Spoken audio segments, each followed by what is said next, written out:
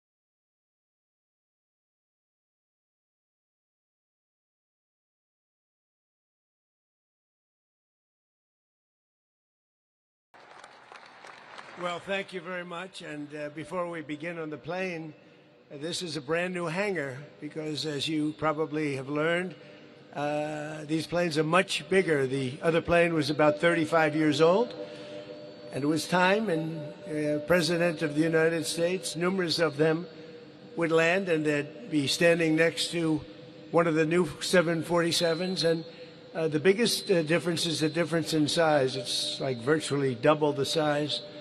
And it, actually on a runway it looks even more so. And I said to myself, you know, these countries, they have a lot of respect for us, a lot. And yet they have a plane that's much better and much newer. It's a little ridiculous out there. And we have our signal, and we have our beautiful American flag, and we put the wave in it, as you know. We've always gone with a straight little noodle, and I never loved that. Now we have a wavy, beautiful flag. We're waving it proudly because our country is doing so well. Our country is doing so well. Those ships are flowing out of the Hormuz Strait like nobody's ever seen before, actually. There were a lot of them, about 700 of them, and they're pouring out. The oil is all over the place. You're going to see oil drop so low. I hope the companies are happy about it. But we have a lot of victories. We had a great victory in Venezuela, where we're now doing really well with the government. The big companies are all in there, the oil companies. They're building rigs, and we've paid for that war many, many times over. We're running it, and again, we have a fantastic relationship with the people of Venezuela. Venezuela has become a happy country because they have never made the money that they're making now. We take some, and they take some, but I just want to thank the general for the job. Raisin Cane, I liked his name right away. I had him, Raisin Cane, and he raises cane, and he's very quiet about it. But he knows how to win. I knew that a long time ago. I said, if I ever get back here, I know the guy I'm going to put in charge of the Joint Chiefs of Staff, and I got my man. So thank you, General. Great job. We're proud of you. And all of the people. I mean, we have the greatest military anywhere in the world. And you saw that in Iran, where in 1 week, virtually, we knocked out their entire Navy, their entire Air Force, their anti-missile weapons, their radar. We knocked out everything. Now, some of the fake news would say, oh, we didn't do it fast enough or something. It took about a week. We're a little spoiled by Venezuela, but equal, I would say equal. And now we have an agreement that was signed last night, and it's 60 days. They have to make a deal. Otherwise, we will do things that won't make them happy, but I don't think it's going to get to that. I think it's going to be very good. Remember, if we do that, then all of a sudden you're not going to have the oil flowing out of the strait too quickly, because people that own billion-dollar ships don't love missiles flying over them, don't love mines all over the water. And this is going to be amazing what's happening now, because we have the greatest economy that we've ever had. We have $19.2 trillion coming into our country from other countries and people, but a lot of other countries are coming in, including Qatar, who was so nice in providing. You know, we were at a little bit of a logjam. We're waiting for I call them the normal 747s, and I asked the Emir if we could use the brand new 747 that he got when we first heard about it, 800 hours. 800 hours for an airplane is essentially, I think, Troy, you could say that's a brand new plane. And I said, we'd like to use it for a little while because the planes are pretty old. Our planes are old.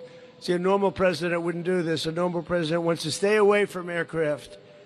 We don't want to order any aircraft so that everybody thinks, but our country has to be represented properly.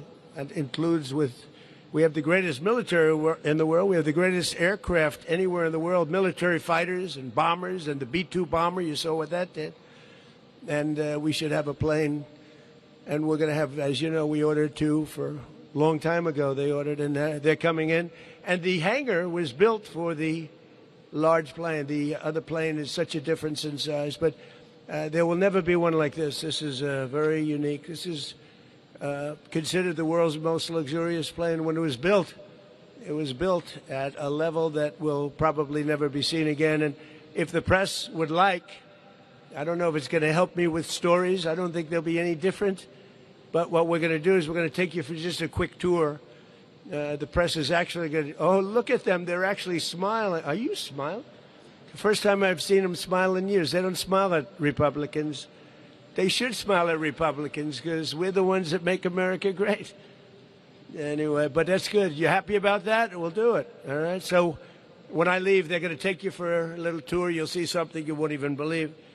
And you'll be spending a lot of time. We're doing a lot of trips. We'll be going to Turkey. We'll be going at some point during the year back to China. President Xi's coming here in September, but we're going back for a big conference that's in China. I said I'd do that. And I want to thank China because, to be honest, I asked President Xi not to get involved with Iran. And they get 50% of their oil from the Strait. But I asked him not to get involved, and he said he wouldn't, and he didn't. I mean, very nice, actually. Very nice. So I appreciate that. But we'll be doing a lot of traveling together. The workmanship of this plane is, when you see it, you won't believe it, actually. The quality of woods, the quality of the materials, the quality of the engines. These engines are the finest, they're the best in the world. Nothing like it. So it's really an honor, and I want to thank the Emir of Qatar. He's a fantastic guy. He went through a lot over the last few months. He's very brave, as were Saudi Arabia, the Crown Prince, and the King of Saudi Arabia, who's in good health. He's a little older. Got a little bit, I knew him when he was a little bit younger. I've known them all for a long time, but the Crown Prince is a fantastic person. And UAE Mohammed from UAE, incredible. He's an incredible fighter. They're all incredible fighters. And they fought with us, and they've been loyal to us. And I appreciate it. Also Kuwait, Bahrain, and some others. And obviously we fought very well with Israel. And we've had a great relationship with Israel. We were very formidable. And Bibi Netanyahu, he's a warrior prime minister. And he should be acknowledged as that. They should give him credit because he really did. We had a very good relationship, General, with all of them, but we really fought hard with Israel. And frankly, I feel that if we weren't around, let's say if there wasn't this presidency, we rebuilt our military during my first term. Some of it was foolishly given away by the Biden administration. Nobody can even understand that, but not much compared, a lot, but not much compared to what we built. And then a lot was given away by Biden to Ukraine, and they should pay for it, meaning the Europeans should pay for it, but that wasn't in the cards for them. They didn't, nobody asked them to pay. All you have to do is say, take our military, just pay us. Just pay us. Nobody asked. I said, why didn't you pay? Nobody asked us to, sir. I was with the European leaders over the weekend. I said, we gave you $350 billion worth of planes, 300 of weapons of all kinds and other things. And they said, why? I said, why didn't you? And he said, well, nobody ever asked us. So we're going to, now they do pay. Europe pays, and we're trying to get that war ended, Ukraine and Russia. I'd like to see it end. A lot of people. Last week it was reported 34,000 people died. Soldiers, mostly soldiers. I've ended 8 wars. I'm very proud of it, but this was the one I thought might be the easiest of all, and it's turned out to be a little more difficult, but we're going to get it done. I want to thank the Secretary of the Air Force, who's a friend of mine. He's highly respected. He's a great guy. He's doing a wonderful job out here. Troy, thank you very much. Troy Mink, thank you very much, Troy. Great job. And he loves it, don't you? He likes beautiful aircraft. Now, we have beautiful aircraft. We have a thing called the F-47. I'm sure you haven't heard of it. But they say it's stage 6. They say it's the greatest fighting machine ever developed. And we'll find out. The F-47. And it's under construction now. And they have the assembly line already working. And it's going to do great. Undersecretary of War Michael Duffy. Thank you, Michael. Thank you very much. Great job. Thank you. And again, the chairman of the Joint Chiefs of Staff, Daniel Kane, who's fantastic. Air Force Chief of Staff, General Kenneth Wilsbach. Thank you. Thank you, Kenneth. The CEO of L3 Harris, Chris Kubasik. Thank you. Great job, Chris. He said they do a lot of the great planes in the world, and he said, we never did one like this. This is something special. Thank you. I heard you were fantastic. Thank you very much. And I also want to thank, I think, a natural-born warrior. His name is Pete Hegseth, and he has done, working with the generals and everybody else, he's a natural, I believe. Well, so far we've been winning all the time. We're not going to lose. He doesn't know how to lose, and he's a tough cookie, and he loved, the first day I met him, I said, this guy really loves the military. Very successful, great colleges, went to the best schools, great student, but he loved the military. And I said, I'm going to give him a chance, and he more than lived up to the reputation, so he's great. He's doing a fantastic job. Pete Hegseth.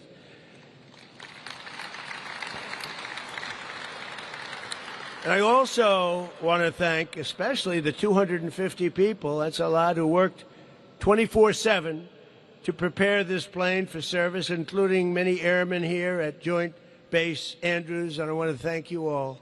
I want to thank you all, and your generals and Troy and everybody, we're doing you a little favor. You have 2.5 really bad golf courses here. Really bad. They have no water. They're dying. And everybody wants to play, but they're really not representative of quality. So Jack Nicklaus, who's a friend of mine, is doing, I told him, he's a great designer, too. He was the greatest player. Tiger and Jack, Jack and Tiger. Gary Player was right there, too, Gary. Gary won 168 tournaments, we got to say. That's pretty good, too. But Jack Nicklaus, a great, great, legendary golfer. He won 18 majors and close to 100 tournaments. And known also, very, very rarely does this happen, known also, he's really become a fantastic golf course designer. He's done tremendous golf course. And I said, Jack, and he loves the military. I said, Jack, would you do me a favor? Take this beautiful piece of land with terrible courses that don't have water, they don't have anything, they have grass that's 400 years old. I said, will you, right? They know what I mean. Give them a really good, give them a world championship course, because the land is phenomenal. The outer fairways, in other words, the area, the trees between fairways are the most beautiful I think I've ever seen, because nobody's touched them in many, many years. And they've just about started construction. You're going to have it very quickly. And you're going to have, I think, the finest military courses anywhere in the world, but they'll be among the best, you know. It doesn't cost much more to make them top tier, for a couple of bucks more. And I said, we're going to spend it. So that's our gift, the general, myself, Troy, that's our gift to this, to great place, Andrews. I've gotten to know it. You know, I've been coming here a lot of years now. It seems strange, but we've been coming here a lot of years, and everybody involved with Andrews is a winner. They run this so well and so important. So you're going to have 2.5. We're doing 2 courses and a half for young people, very young people, and disabled. If there's anybody that needs a little help, it's so amazing what they do. And so we're doing 9 holes, and that'll be for disabled, young people. Very, very special. Hasn't been done before. I thought it would be a great idea. But with the extraordinary devotion of many of you here today, this plane was transformed into a flying White House at a level of luxury that nobody's ever seen before. Probably even almost outside of an airplane. It's nobody's ever seen anything like this. And in only 10 months, a time frame no one thought possible. And, you know, they put a lot of things on here that normally you wouldn't do. Great protective mechanisms, very, very... the latest and the greatest in every aspect, but it took us about 10 months, and they did it really professionally. These generals were what they do. And this was This was love, right? This was not your normal, General. This was not your normal situation. Come here. I want to shake your hand. You work so hard. Come here. This guy.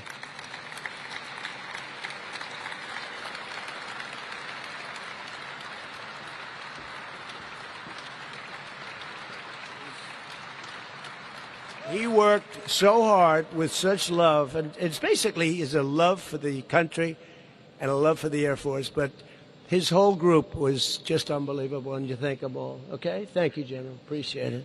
Great job.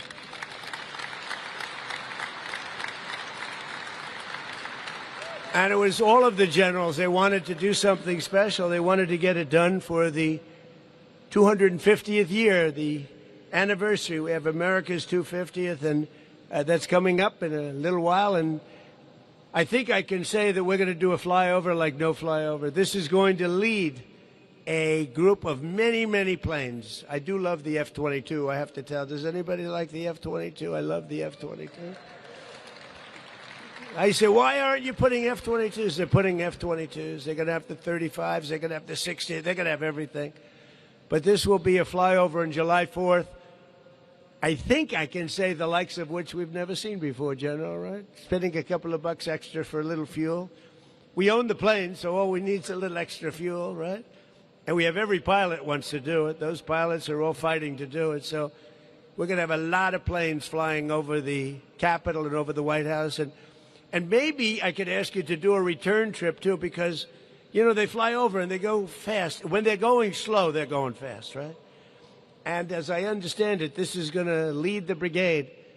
And the general's doing that. I mean, see, because sometimes you see them and you see, like, for instance, the other night. Did anybody see the fight the other night by any chance? Because I figured because it was one of the highest rated shows they've ever had, ever. I think everybody was watching that. That was rather gruesome. Would anybody like to be a fighter? I don't think so.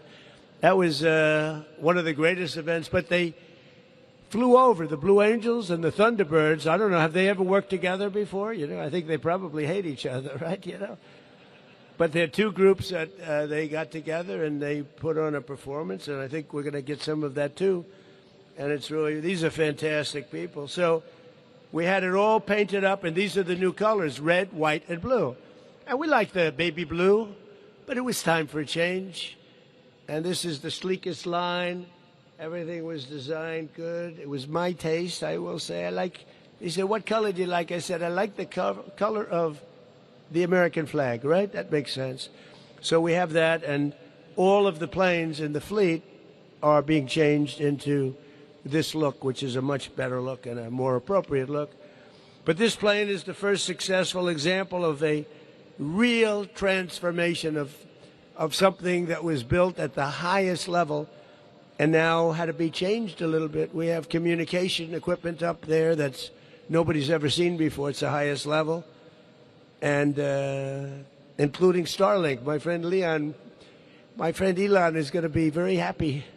But Starlink, and we have 4 or 5 different sets of double and triple communications like people haven't seen, and it represents what can happen with hard work, innovation, and aggressive timelines, because we did this quickly, and yet there's never been communication like is on this plane. Our pilots are incredible. You know, when you fly the president, not me, just the president, but they say there's a rumor that when you fly the president, you have to be the best pilot. So my pilot's very good. Raise your hand, pilots.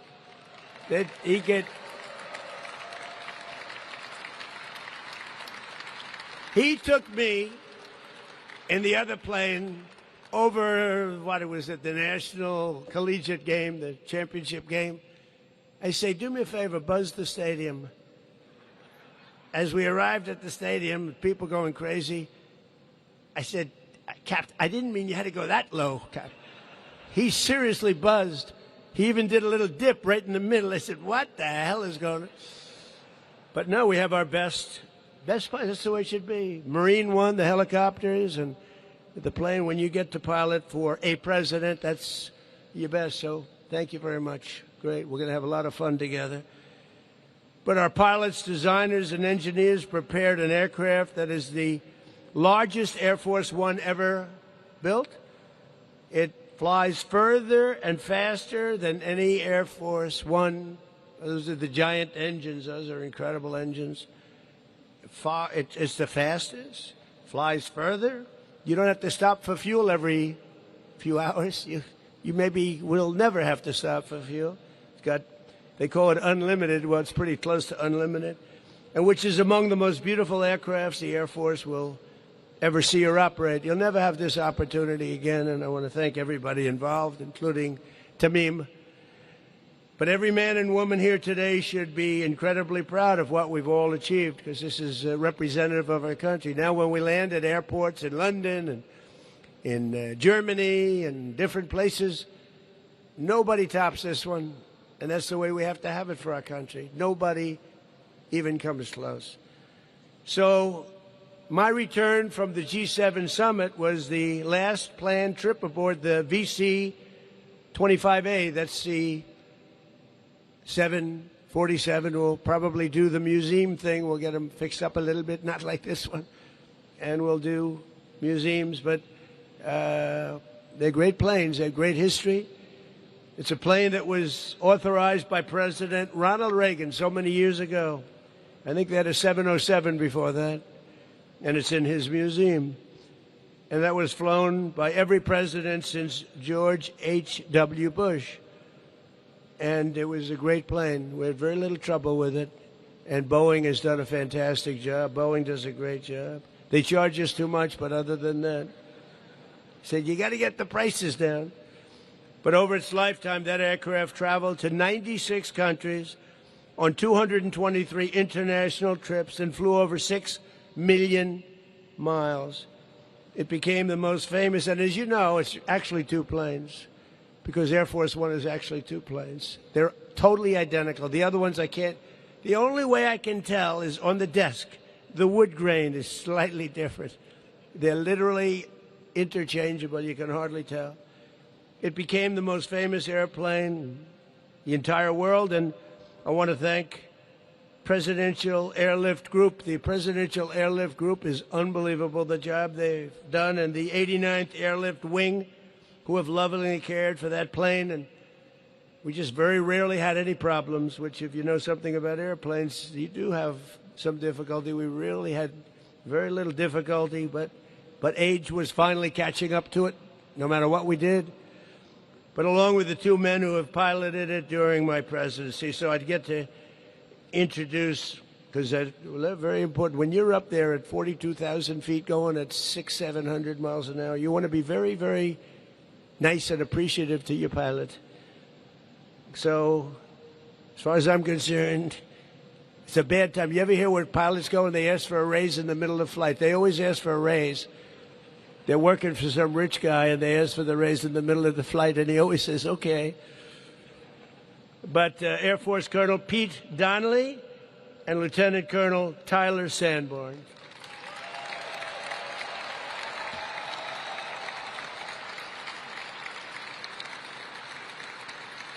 That's pretty good. I guess they know you. That's the best hand. You got a bigger hand than I did. That's the end of your job. I don't like that. I'm not happy about that.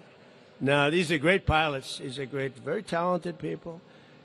The Air Force One team and the entire Presidential Airlift Group is amazing, brilliant people, and they love our country.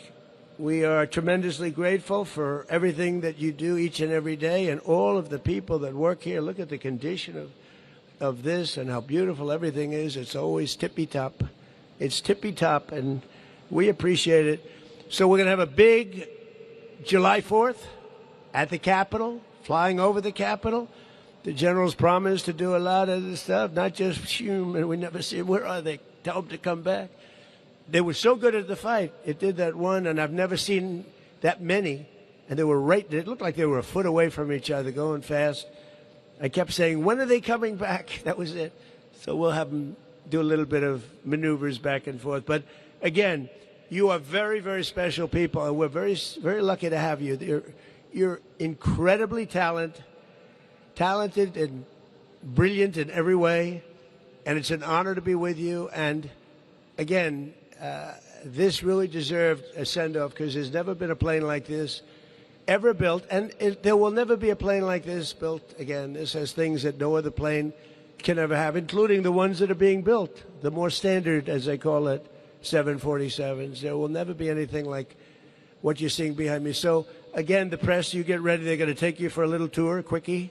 I think they don't want you to have cameras, so we'll get you pictures, but you'll see something like you've never seen before. And you also spend a lot of time there as we fly to different places to put out fires and other things.